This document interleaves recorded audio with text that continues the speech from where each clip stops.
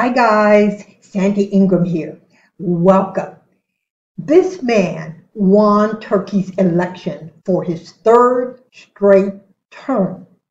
And the channel wants you to understand the history of this man as it relates to Iraq. Since he entered office on August 28, 2014, that is 9 years, and he was just re-elected for another 5-year term. This is what you want to know as IQD investors. This is the man behind the dams that are destroying the water level in Iraq's rivers. This is the man behind facilitating the KRG to sell off oil out the back door.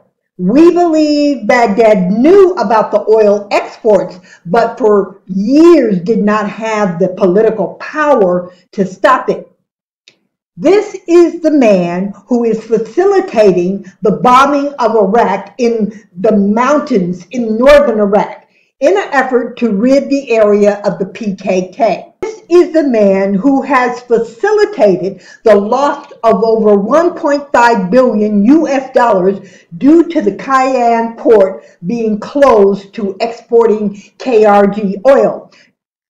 There was an international lawsuit. Turkey is now saying the earthquake damaged the port. There is a link in the upper, right-hand corner explaining this latest issue. This channel is a news channel. We cannot make comments on whether this man has been a good neighbor to Iraq. You will need to determine this for yourselves.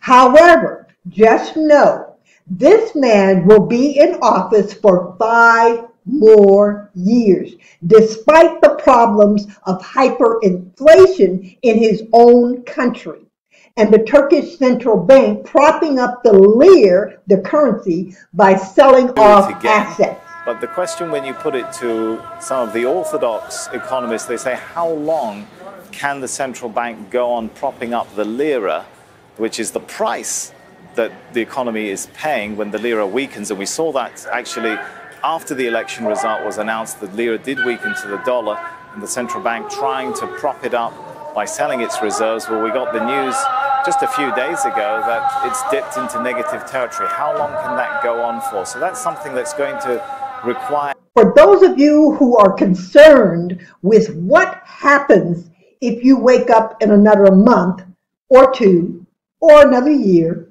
and the IQD or any of your exotic currencies have increased to, let's say, 25 cents to 1 IQD.